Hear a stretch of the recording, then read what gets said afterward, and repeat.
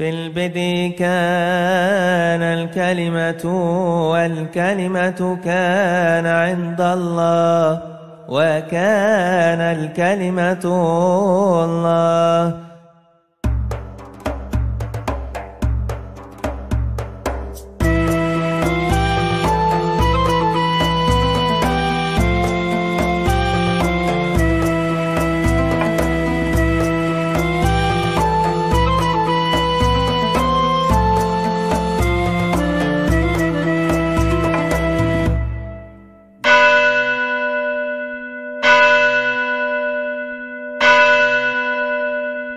Untuk mendukung pelayanan Bambang Nursena Channel, jangan lupa subscribe dan nyalakan lonceng notifikasinya.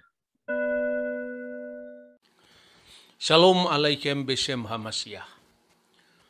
Menjelang hari Natal, ada bermacam-macam penolakan mengenai historisitas tanggal perayaan Natal 25 Desember. Rata-rata mereka yang menolak Natal itu adalah kelompok fundamentalis Kristen. Dalam hal ini, biblical fundamentalism, jadi sebuah gerakan fundamentalisme biblis yang asumsinya kalau itu tidak ada secara letterlek tertulis eksplisit dalam Alkitab, tanggal 25 Desember hari Natal itu dianggap salah. Nah, yang lebih lucu lagi, semua gerakan yang menolak perayaan Natal itu mencari-cari alasan dalam Alkitab untuk membuktikan bahwa tidak perlu kita merayakan perayaan Natal, sedangkan ulang tahun saja itu adalah tradisi pagan. Dan itu tentu dicari ayatnya dalam Alkitab. Misalnya, ada kelompok-kelompok fundamentalis yang mengatakan bahwa catatan Alkitab yang merayakan Natal itu adalah Fir'aun. Itu disebutkan misalnya di dalam Kitab Kejadian pasal 40 ayat 20. Di mana dalam ayat itu dikisahkan, dan terjadilah pada hari ketiga, hari kelahiran Fir'aun.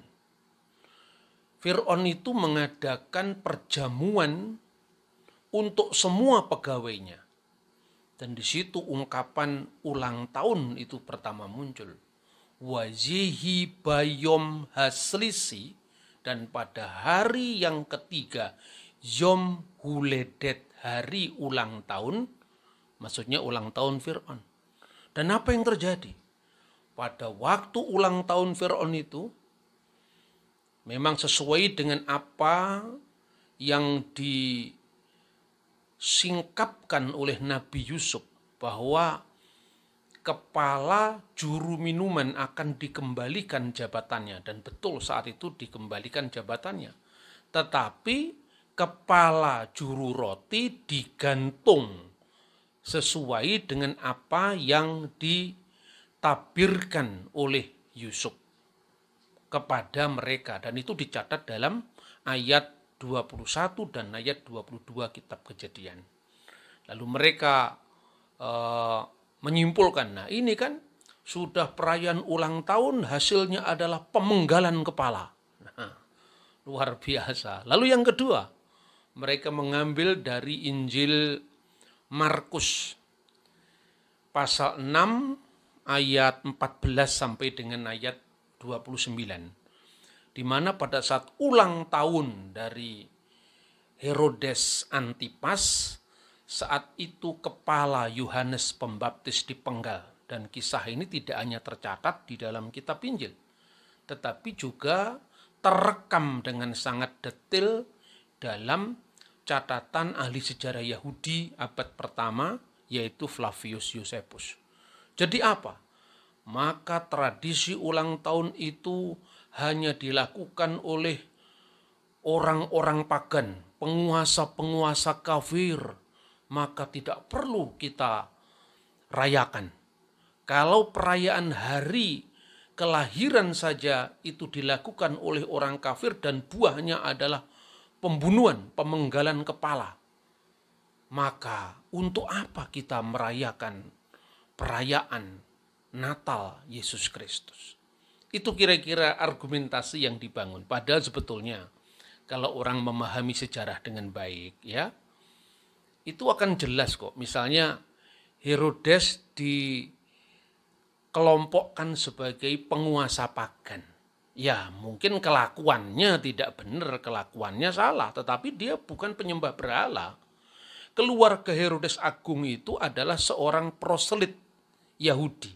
Artinya dia adalah orang non-Yahudi, dalam hal ini adalah keturunan Arab dari suku Edom, yang kemudian masuk agama Yahudi menjadi proselit. Dan Herodes Agung itu mewariskan kekuasaannya pada 3 anaknya. Yang pertama Arkelaus yang menguasai separuh negeri, dan kemudian Antipas yang menguasai 1/4 negeri, dan saudaranya yang lain lagi adalah Filipus yang menguasai juga 1/4 negeri. Ini adalah keluarga proselit Yahudi. Bahwa dia itu kejam, bahwa dia itu melakukan pembunuhan, itu ya. Itu mirip ketika seorang beragama melakukan kesalahan, yaitu pembunuhan terhadap nyawa orang lain. Tetapi bukan termasuk kelompok pagan seperti yang diopinikan oleh mereka-mereka yang menentang Natal. Lalu yang kedua, apakah benar orang Yahudi itu anti perayaan ulang tahun? Apakah benar orang Yahudi itu anti mencatat hari ulang tahun? Dan biasanya itu mereka juga mencari-cari pembenaran dari ayat-ayat Alkitab. Misalnya, Pengkhotbah pasal 7 ayat 1. Nama yang harum lebih baik daripada minyak yang mahal. Dan hari kematian lebih baik daripada hari kelahiran. Oleh karena itu, kenapa kita harus merayakan Natalnya? Yang penting kan itu adalah kematiannya, itu adalah Paskah dan kebangkitannya. Ini dikait-kaitkan sebetulnya. Itu konteksnya yang sering dibutakan, lalu diartikan sesuai dengan asumsi yang sudah dia bangun sebelumnya. Satu ayat lagi misalnya, di dalam Hosea pasal 7 ayat 5, pada pesta raja kita. Dan pesta raja kita itu secara implisit biasanya berkaitan dengan pesta kelahiran atau pesta penobatan raja. Apa yang terjadi? Pada saat pesta raja kita, mereka membuat sakit para pemuka dengan anggur yang menghangatkan. Dan ia bersekutu dengan para pencemooh. Nah, ini kan menunjukkan bahwa pesta ulang tahun itu adalah pesta mabuk-mabukan, pesta anggur yang memabukkan. Semua ayat-ayat itu dilepaskan dari konteks. Nah, kita akan lihat bagaimana orang Yahudi sendiri menafsirkan teks-teks seperti ini, ya. Yang pertama, misalnya berkaitan dengan pesta raja tadi.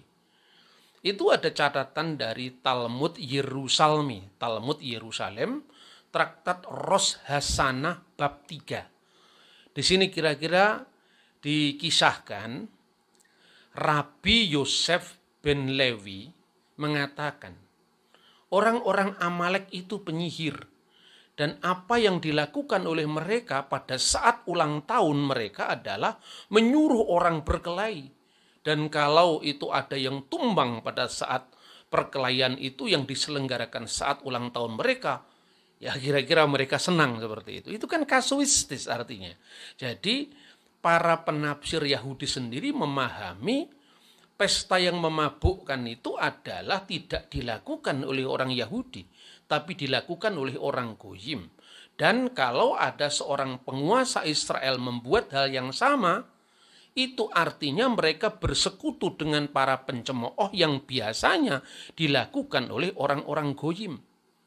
Nah, bagaimana tentang pengkhotbah tadi misalnya? Itu juga berlaku dalam beberapa traktat yang lain tentang Fir'aun yang memenggal kepala. Dan itu sifatnya kasuistis. Lalu bagaimana dengan misalnya pengkhotbah tadi bahwa hari kematian itu lebih baik daripada hari kelahiran. Misalnya di dalam dokumen Yahudi yang dinamakan Erevin 13b. Itu disebutkan begini. Konteksnya apa? Sehingga dikatakan hari kematian lebih baik daripada hari kelahiran. Dikatakan bahwa 2,5 tahun rumah Samai selalu bertengkar dengan rumah Hillel. Ini kita tahu, rumah Samai itu adalah School of Samai, seorang rabi yang terkenal pada abad-abad awal itu, selalu bersaing dengan sekolah rabi yang lain, yaitu Rabi Hillel. 2,5 tahun antara sekolah para rabi itu saling bertengkar. Lalu dikatakan oleh orang bijak, lebih baik tidak dilahirkan daripada dia dilahirkan. Semestinya orang setelah lahir itu harus menilai kelakuannya. Jadi konteksnya apa? Bahwa hari kematian lebih baik daripada hari kelahiran, itu artinya kita dilahirkan ke dunia itu untuk berbuat baik. Jadi nanti akan dilihat ketika orang itu mati, bagaimana perbuatan kita. Maka ketika kita masih hidup, ketika kita sudah dilahirkan ini, maka kita harus menimbang-nimbang perbuatan kita. Jadi seluruh konteks dari ayat-ayat yang diperkosa oleh kaum harafiah itu, sebetulnya itu oleh orang Yahudi sendiri dipahami seperti itu. Nah kemudian, apakah benar orang Yahudi tidak pernah mencatat kelahiran mereka?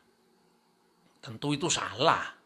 Saya ingin memberikan contoh. Misalnya salah satu traktat dari Tanhuma bab 9 itu mencatat bahwa Ishak dilahirkan pada tanggal 15 bulan Nisan.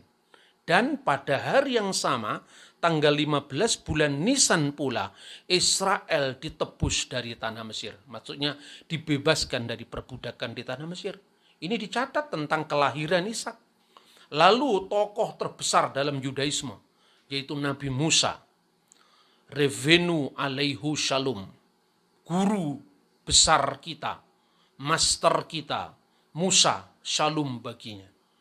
Dalam sejumlah traktat-traktat di dalam Talmud dan dalam banyak literatur Yahudi yang lain, jelas-jelas Musa lahirnya dicatat, matinya dicatat, tanggal, bulan, dan tahunnya.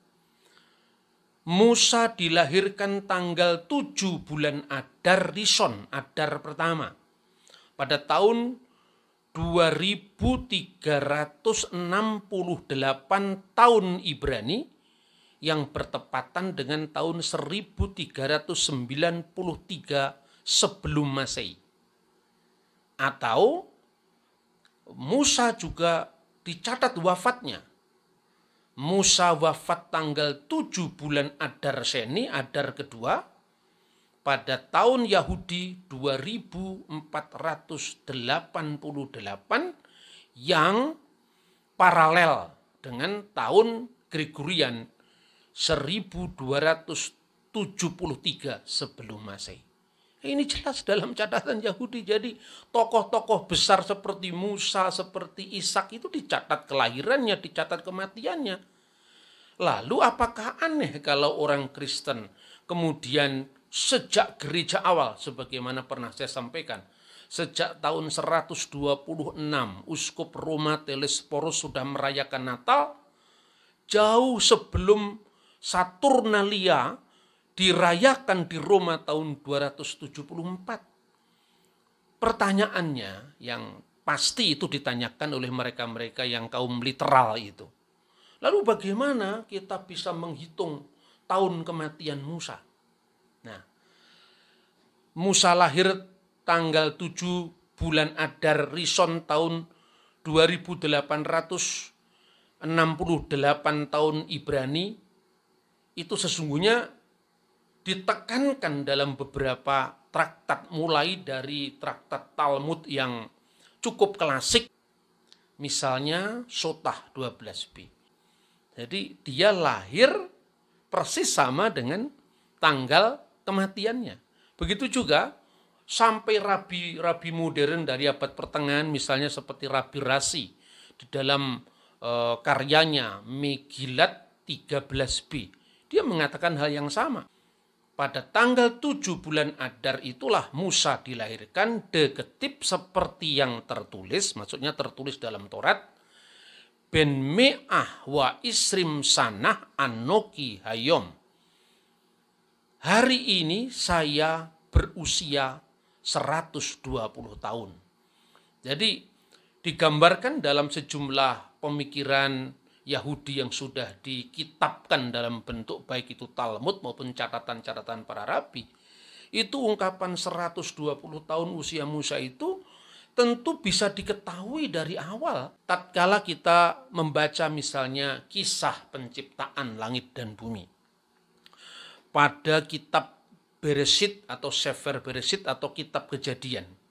Ketika Tuhan menempatkan meorot, benda-benda penerang di angkasa. Di situ tertulis apa?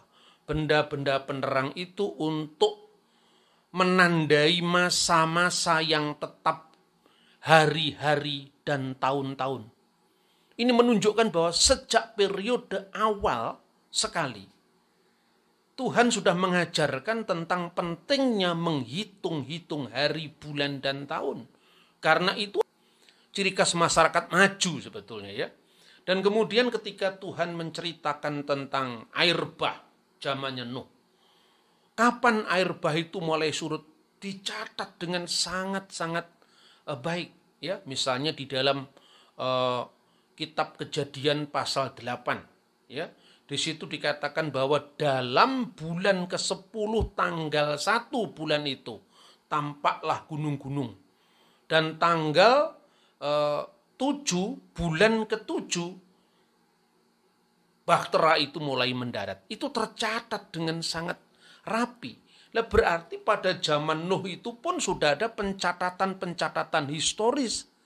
Dan ini diterus sampaikan tanpa putus lewat tradisi. Tradisi ini bukan adat istiadat, tapi artinya berita yang diterus sampaikan dari generasi ke generasi. Sehingga selain yang disebut Torah tertulis, Torah sebiktop, orang Yahudi juga mengenal Torah sebalp, Torah lisan. Dan Torah lisan itu antara lain Talmud.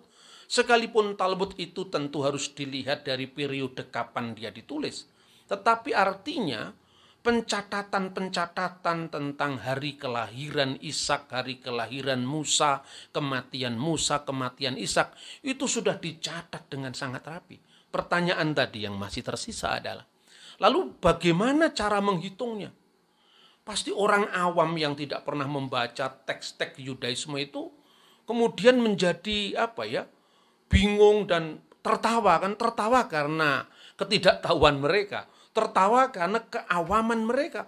Bagaimana tercatat karena secara eksplisit kan tidak tertulis. Nah, sebetulnya tertulis hanya karena tidak bisa baca saja. Coba kita lihat ya, misalnya.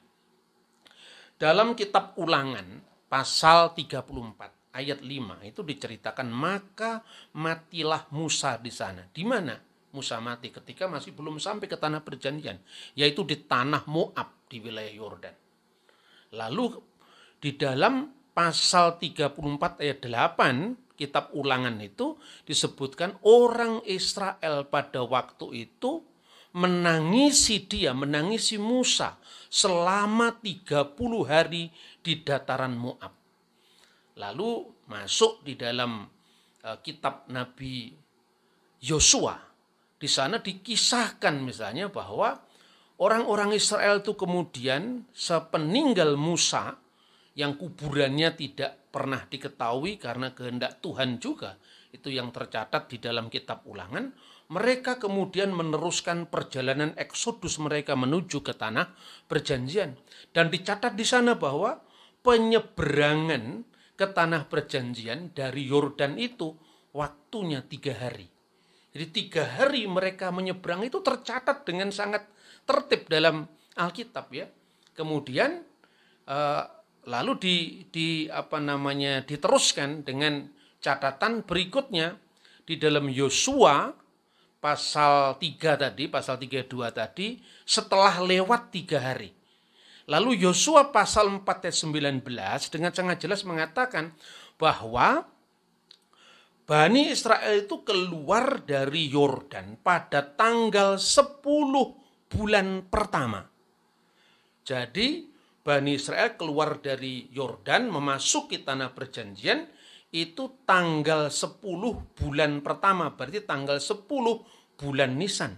Pertanyaannya, berapa lama orang Yahudi berkabung setelah kematian Musa? 30 hari. Berarti 30 hari kalau dihitung mundur sebelum bulan Nisan, itu akan ketemu tanggal 10 bulan Adar. Lalu berapa lama perjalanan menyeberang dari Yordan sampai ke tanah perjanjian? Yosua pasal 32 mencatat 3 hari. Jadi jelas bahwa Bani Israel keluar dari Yordan menurut catatan Yosua pasal 4 ayat 19 itu tanggal 10 bulan Nisan. Kalau dihitung mundur berarti kalau 30 hari dia bergabung karena penanggalan Yahudi itu memakai lunar system. Yang terbanyak itu 30 hari. Maka 30 hari mundur ke belakang itu sama dengan 10 bulan Adar. Dan perjalanan itu 3 hari untuk menyeberang. Maka akan ketemu tanggal 7 bulan Adar. Dan itulah hari kematian Musa. Dan dalam catatan-catatan yang tadi disebutkan dalam Sotah 12b, itu jelas-jelas dikatakan, saya ulang lagi, Besif'ah Be'adar met, Ubesif'ah Be'adar nolat. Musa itu mati pada tanggal 7 bulan Adar dan lahir pada tanggal 7 bulan Adar pula. Semuanya sangat jelas. Jadi pertanyaannya yang dilarang dari tradisi ulang tahun itu apa? Foya-foyanya, mabuk-mabukannya, bukan momentumnya. Kalau momentumnya jelas harus dicatat. Seperti penyapian Iska. Makanya banyak literatur Yahudi yang lain yang mengatakan bahwa penyapian Iska itu ditandai hari kelahirannya. Ulang tahunnya yang kedua, karena biasanya orang Yahudi itu disapi umur 2 tahun. Berarti kalau menghitung persis 2 tahun ya hari kelahirannya. Hari apa lagi kalau bukan hari kelahirannya. Nah, itu tercatat dalam Alkitab. Kemudian orang Yahudi itu jelas seperti tercatat dalam Pirkei Avot. Ini salah satu traktat dari Talmud ya. Itu misalnya ditentukan bahwa pencatatan hari-hari itu sangat penting. Misalnya Pirkei Avot 5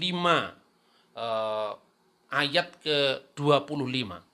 Seorang Yahudi itu umur 5 tahun dia harus membaca Mikra, belajar kitab suci, membaca kitab suci. Kemudian umur 10 tahun dia harus belajar Misnah. Umur 13 tahun dia harus belajar Misfot, artinya hukum-hukum karena dia menjelang waktu yang namanya bar miswah. Dia dinyatakan sebagai dewasa akil balik dan berlaku atasnya kok hukum Taurat. Ini pentingnya kita mempelajari Alkitab secara lebih detail dengan penuh tanggung jawab di depan Tuhan dengan mengacu pada data-data sejarah bukan ayatiah seperti yang dilakukan oleh orang-orang modern yang saya sebutkan sebagai kaum fundamentalisme biblikal tadi. Musa itu hidup kira-kira 1300 tahun sebelum Yesus. Oleh karena itu, maka lebih mudah menghitung kelahiran Yesus ketimbang kelahiran Musa tadi. Kita akan membahas tema ini pada pembahasan berikutnya. Dan ada konteks khusus yang berbicara tentang kenapa Natal harus dirayakan dan di mana ayatnya nanti akan saya kupas satu demi satu. Dan saya berharap kita tidak lagi mengikuti pemikiran orang-orang modern yang sungguh-sungguh tercabut dari akar sejarah.